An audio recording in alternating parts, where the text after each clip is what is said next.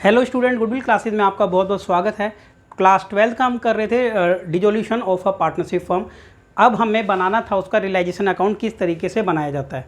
Realisation account बहुत अच्छे से समझेंगे हम इस क्वेश्चन में, साथ में जनरल एंट्री भी देख लेंगे किस तरीके से जनरल एंट्रीज होती हैं। जब हम अपना रियलाइजेशन अकाउंट बनाते हैं उस टाइम पर आप ये देखना कि सारी एसेट जितनी भी थी वो हम लोगों को सेल करनी है। यहाँ पर आप देख लीजिए बिजनेस के अंदर जितनी भी एसेट्स हैं वो सभी सेल करनी है और आउटसाइडर लायबिलिटी को पेमेंट करना है पहले, उसके बाद जो भी इंटरनल लायबिलिटी हैं वो भी पे होंगी। ठीक है, आउटसाइडर लायबिलिटी में आप देख सकते हैं जैसे यहाँ पर मिसिज सुरजीत लोन है, ये पे करना पड़ेगा। ठीक है ना, और ये इंटरनल लायबिलिटीज होती हैं कैपिटल। तो क्वेश्चन के अंदर आप देख सकते हैं कि सुरजीत और राही पार्टनर थे, इनका रेशियो 3:2 था। उनकी बैलेंस शीट दे रखी है मार्च में, ये उनकी बैलेंस शीट है। अब कौन सी एसेट्स कितने में सेल आउट हुई है उसके बारे में डिटेल सारा नीचे दिया हुआ है।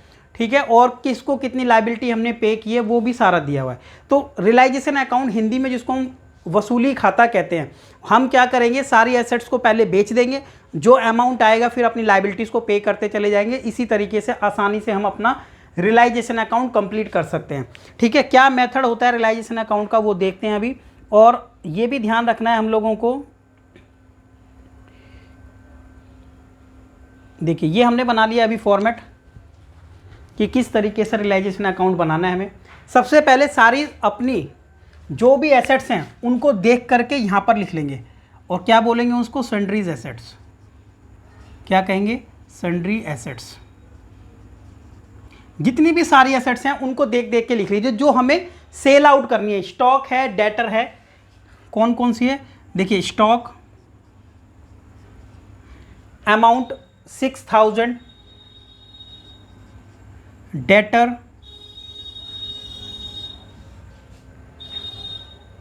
19,000,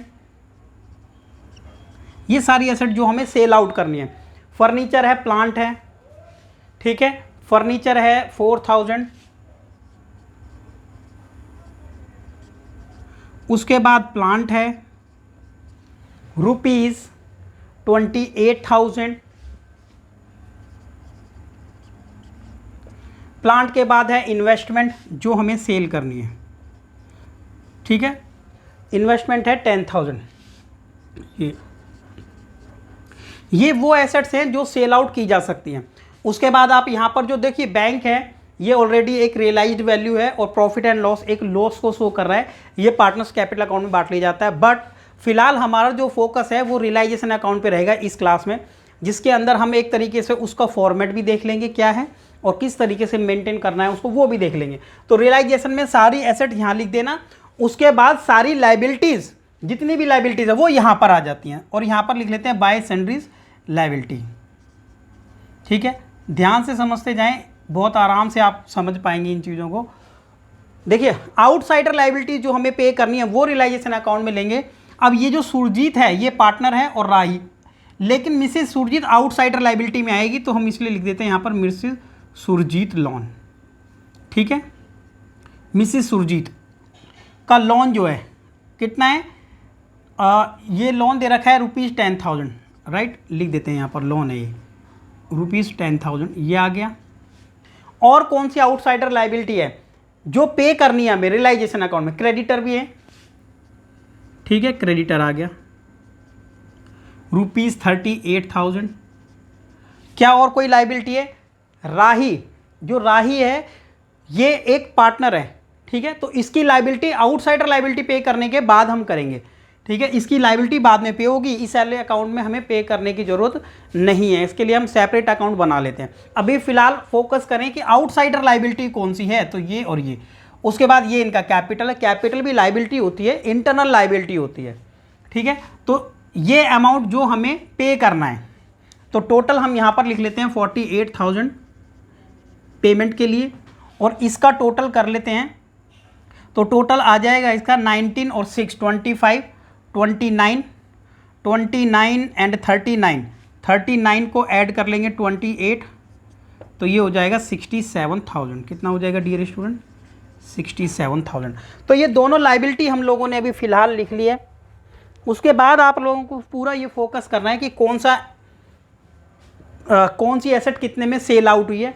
यहाँ से उसको सेल करते रहेंगे। ठीक है, देखिए ये वाला जो अमाउंट हम लोगों ने यहाँ पर लिखा है ना, ये एक तरीके से एसेट्स और लाइबिलिटीज़ को राइट ऑफ करना ही कहते हैं।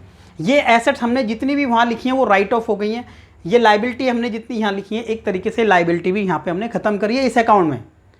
ठीक है, यहाँ से प्रॉफिट या लॉस क्यों निकलता है, इसका लॉजिक आप समझिए। देखिए ये एसेट जितनी भी थी, ये पहले भी आपको समझाया, ये एसेट्स यहाँ आने का मतलब है रियलाइजेशन में जब ये यहाँ पर आती हैं तो एक नॉमिनल नेचर का अकाउंट है, ये सारा लॉस वाली साइड है। तो आप देखिए कि ये सारा हमने लॉस साइड लिख लिया है और ये हमने सारी इनकम साइड लिख लिया। देखिए लॉजिक को समझिए कि अगर अब ये स्टॉक हमारा सेल आउट नहीं हुआ, अब हम यहाँ पर लिखेंगे बाय बैंक, जितने में भी सेल होगा।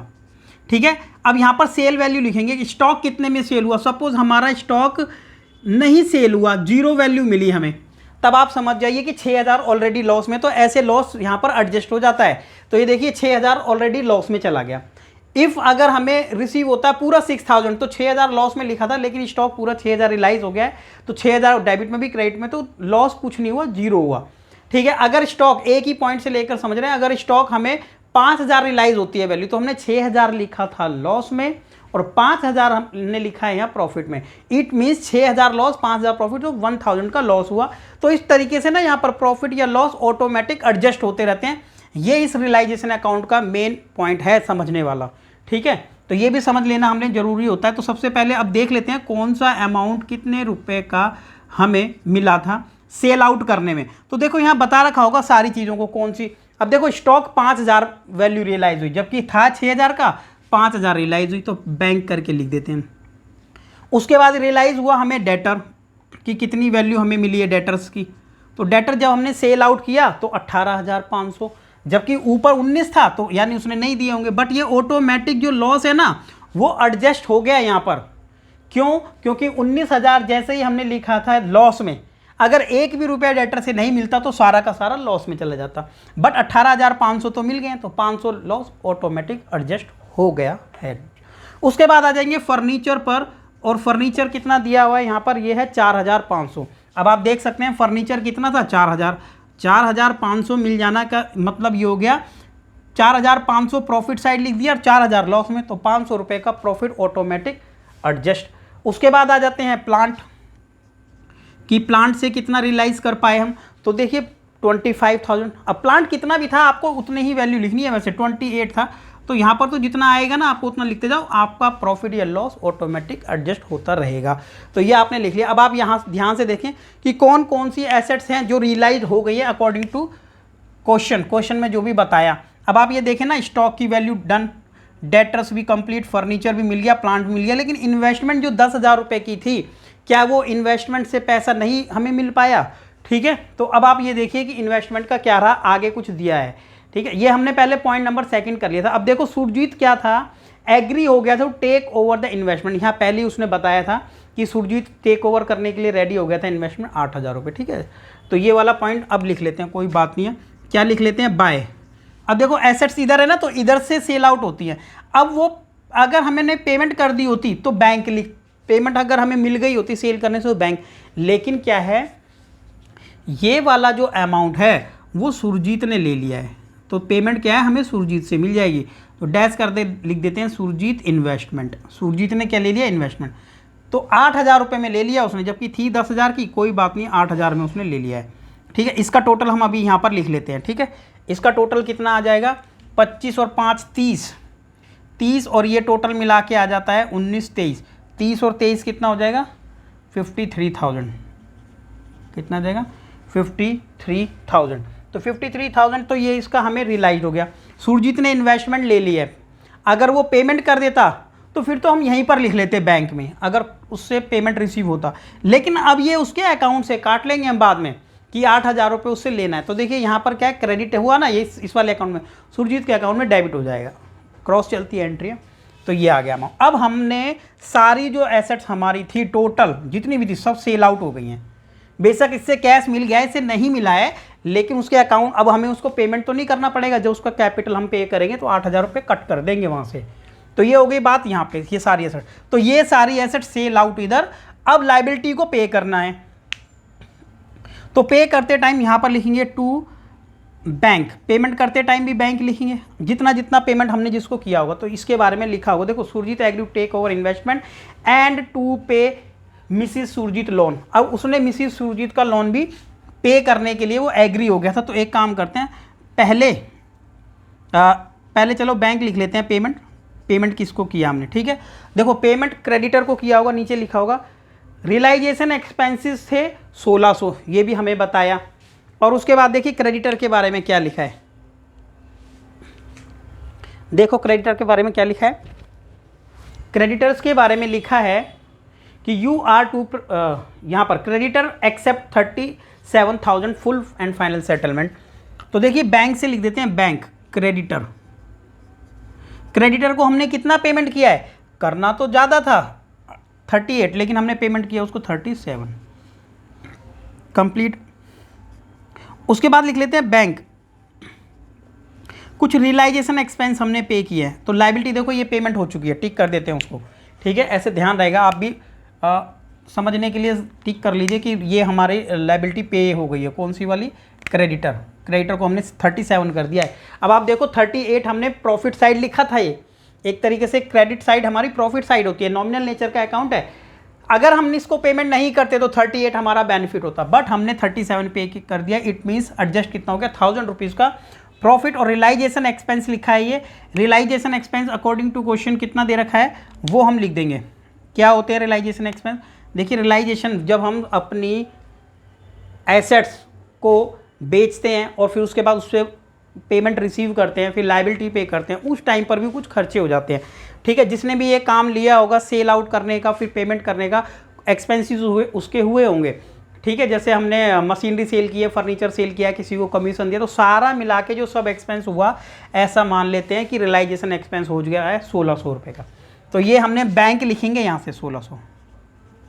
आप ये भी बात ध्यान रखें, स्टार्टिंग में हम सारी एसेट यहाँ लिखते हैं, सारी लाइबिलिटी। उसके बाद आप ये देख लें कि ना सारी पेमेंट करते जाते हैं और यहाँ पर सारा बैंक से पेमेंट करते हैं और यहाँ पर रिसीव हो गया। अब एक चीज़ रह गई है, सुरजीत ने क्या करा था, सुरजीत मिसिस का लोन उसने ले लिया था। मिसिस लोन लेने का मतलब ये हुआ कि देखो सुरजीत ये रहा, पेमेंट कितना करना था 10,000, तो यहाँ से पेमेंट कर रहे हैं। अब हमने कैश ना पेमेंट करके, कैश नहीं दिया हमने, कैश भी दे सकते थे, ठीक है। अब हमने सुरजीत के अकाउंट में ट्रांसफ़र कर देंगे, मतलब सुरजीत उसकी पेमेंट कर रही थी, सुरजीत लिख दिया हमने, सुरजीत मिसिस लोन। तो 10,000 रुपये पेमेंट ना करके सुरजीत के अकाउंट में क्रेडिट कर देंगे। पे तो करना पड़ेगा, इसमें कोई फ़ायदा नहीं है कि सुरजीत पे कर रहा है या कंपनी को नहीं पे करना, ठीक है। ऐसा नहीं है कि बेनिफिट हो गया कि हमें नहीं पे करना पड़ रहा है। हमने ये अकाउंट 10,000 रुपये सुरजीत के अकाउंट में डाल दिया, इसका मतलब ये है अब सुरजीत पेमेंट कर देगा, ठीक है। पेमेंट तो करना ही है, तो ऐसे हमने यहाँ पर इसको कर दिया है। आउटसाइडर लाइबिलिटी थी, बैंक से भी पे किया जा सकता था, बस सुरजीत के अकाउंट में डाल दिया, वो अपने आप पे कर देगा, ऐसा इसका मीनिंग है। तो हमने देख लिया, सारी एसेट्स को बेच दिया, सारी लाइबिलिटी को ऐसे पे कर दिया, ये एक्स्ट्रा एक एक्सपेंस था बस। अब हमने क्या कर लेना है, सारी चीज़ों को यहाँ पर ले लिया। आप देख लीजिए, एक एक करके देख लें। ये होता है रियलाइजेशन अकाउंट। टोटल करें कौन सी साइड ज़्यादा आती है, ये हमारी लॉस वाली साइड होती है, ठीक है। जैसे कि आपने प्रॉफिट एंड लॉस अकाउंट बनाया, इससे पहले रीवैल्यूएशन अकाउंट बनाया, ऐसे ही ये रियलाइजेशन अकाउंट है, हिंदी में वसूली खाता कहते हैं। टोटल इसको ऐड कर लो तो इसका प्रॉफिट या लॉस जो भी आएगा वो हम देख लेंगे उसके बाद, ठीक है। तो 1,15,600 ऐड कर लो, इसको आता है 1,15,600, ये वाली साइड आ जाती है, ठीक है। अब दूसरे नंबर पर आ जाती है हमारी साइड वो वाली, ठीक है। उसको घटा देंगे तो हमारा 6,600 रुपीज़ का 1,15,000 जैसे आया है 15,600। देखो ये ऐड करके आप ऐड कर लो और इसमें से माइनस कर देना, तो आपका आ जाता है 6,600, ठीक है। ये वाली साइड डेबिट साइड ज़्यादा थी तो लॉस आया है, ठीक है। और बाकी क्या है, चांसेस ज़्यादा लॉस के होते हैं, जब कंपनी वाइंड अप होती है, बंद हो जाती है, तो लॉस के चांसेस ज़्यादा हो जाते हैं।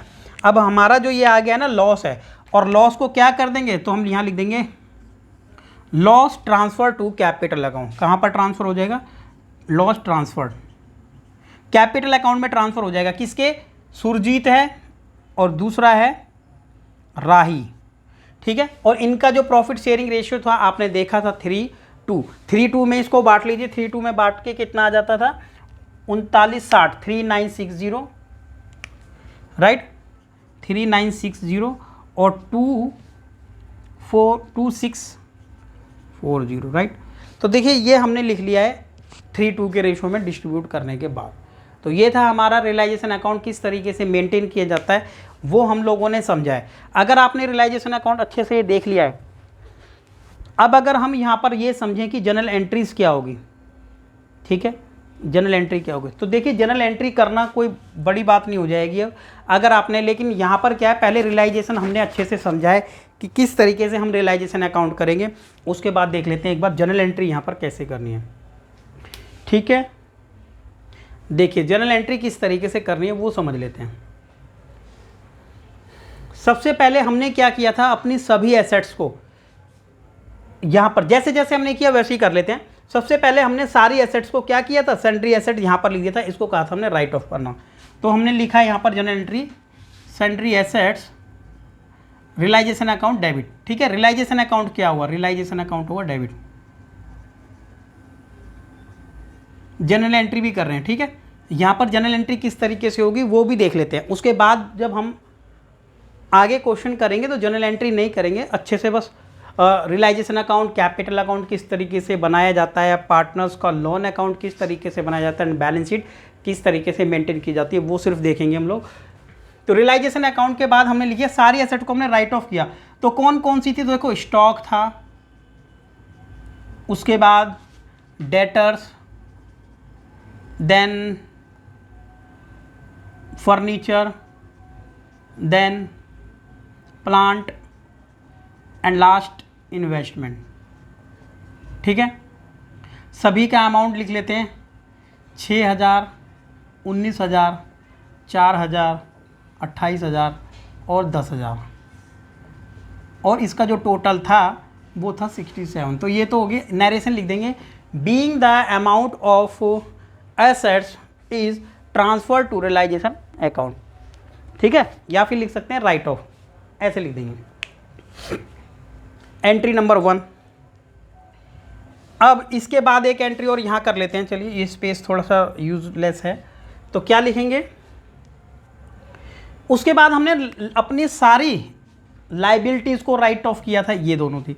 उस टाइम रियलाइजेशन अकाउंट क्रेडिट हो गया था और Mrs Surjeet loan, Mrs Surjeet loan debit, और क्रेडिटर हमारे डेबिट हो गए थे क्योंकि रियलाइजेशन अकाउंट क्रेडिट हुआ था।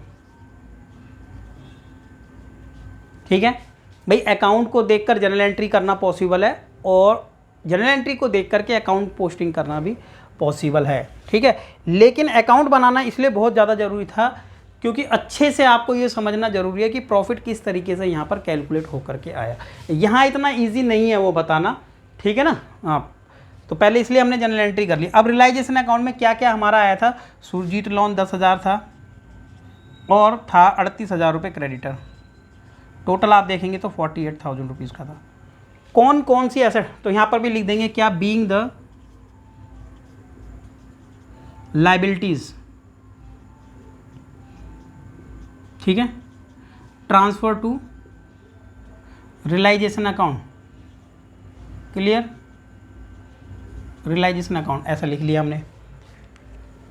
नेक्स्ट, किस तरीके से हमने सेल आउट की सभी एसेट, तो उसके लिए एक जनरल एंट्री कर लेंगे, ठीक है, कि किस तरीके से हमने सेल आउट किया था सभी एसेट्स को। तो सेल आउट करते टाइम पर जब हमने किया होगा तो बैंक बढ़ गया होगा, वैसे यहाँ से भी पता चल रहा है, ठीक है ना, कि रियलाइजेशन अकाउंट क्रेडिट हो रहा है तो बैंक इट मीन्स डेबिट हुआ होगा। रियलाइजेशन अकाउंट क्या है, क्रेडिट है, तो इसका मतलब बैंक डेबिट है, तो हम डायरेक्ट लिख देंगे बैंक अब, ठीक है, और रियलाइजेशन क्रेडिट कर देंगे। ठीक है, एसेट्स नहीं लिखेंगे हम कभी। आप जनरल एंट्री में सोचो स्टॉक है, डेटर है, ये डेबिट हुआ ना, पेमेंट उसकी रिसीव हो गई है तो बैंक डेबिट होगा और रियलाइजेशन अकाउंट क्रेडिट होगा, एंड टोटल अमाउंट है 53,000। नरेशन में आप बता सकते हैं बिल्कुल नीचे लिख करके क्या, being the all assets, being the asset sold out, ठीक है, एसेट रियलाइज्ड, ये भी लिख सकते हो, being the asset realised. Narration में अमाउंट भी बता सकते हो, ठीक है, being the asset realised, asset realise हो गई है, सेल आउट हो गई है। उसके बाद जो भी हमने पेमेंट किया होगा वो, उसके बाद हमने पेमेंट किया था ना, तो पेमेंट वाला लिख लेते हैं। पेमेंट करते टाइम पर किस किस को किया, क्रेडिटर को, तो रियलाइजेशन अकाउंट डेबिट करना उस टाइम, रियलाइजेशन डेबिट, और टू बैंक, अमाउंट कितना था, क्रेडिटर को पेमेंट किया था 37, और नरेशन में नीचे बता देना being the payment to creditor, क्या लिख देंगे, being payment to creditor, payment to creditor, clear, ठीक है, पेमेंट टू क्रेडिटर। उसके बाद हमने रियलाइजेशन एक्सपेंस पे किया, फिर लिख देंगे realisation debit to bank. Entry देखने में एक जैसी है, ये और ये दोनों, realisation account debit to bank, but 1600 नीचे बता देंगे कि ये एंट्री क्यों की गई थी, being the realisation expenses paid, क्या लिखेंगे, being the realisation expenses paid, clear. उसके बाद एंट्री कौन सी हो सकती है, सुरजीत एग्री हुआ किस लिए, उसकी मिसेज का लोन देने के लिए, तो रियलाइजेशन अकाउंट डेबिट करेंगे, डेबिट हुआ, ठीक है, रियलाइजेशन अकाउंट डेबिट। अब मिसेज सुरजीत लोन को क्रेडिट नहीं करेंगे, ठीक है ना, हाँ सुरजीत को क्रेडिट करेंगे क्योंकि सुरजीत के अकाउंट में हमने पेमेंट डाल देनी है। अमाउंट कितना था, 10,000 रुपये था, ठीक है, being amount of Mrs loan, ठीक है, मिसेज सुरजीत लोन, ऐसे लिख लेना, क्लियर। ये एंट्री सब हमने कर दी है, ये भी सब कंप्लीट एंट्री कर दी है। अब लास्ट में क्या हुआ था, इस तरीके से एक इन्वेस्टमेंट और सुरजीत ने लिया था, ठीक है, कितने का लिया था वो, 8,000 रुपये का, तो उसकी एक जनरल एंट्री और करनी है हम लोगों को, ठीक है। तो सुरजीत ने जब इन्वेस्टमेंट लिया था तो उसके अकाउंट से डेबिट हुआ होगा क्योंकि उसको पेमेंट देना पड़ेगा ना। अब सुरजीत डेबिट टू रियलाइजेशन, अब रियलाइजेशन को फ़ायदा हो गया है। उम्मीद है आपको समझ आ रहा होगा, किसी तरीके का कोई डाउट है तो आप पूछ सकते हैं। तो लिख देंगे being the investment taken over, ठीक है, being the investment taken over by Surjit,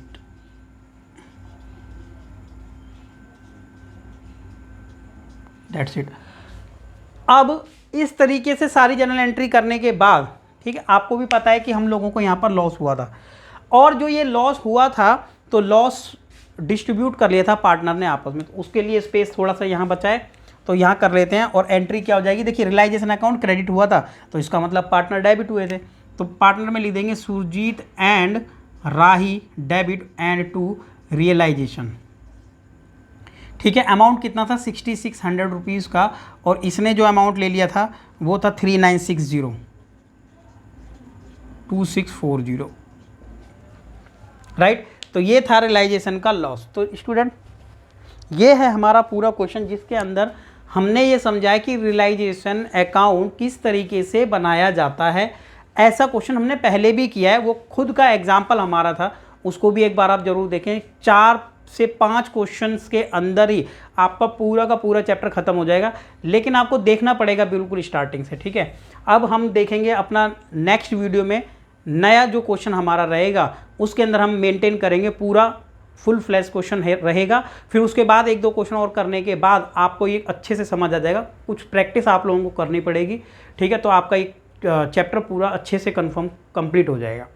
okay, thank you.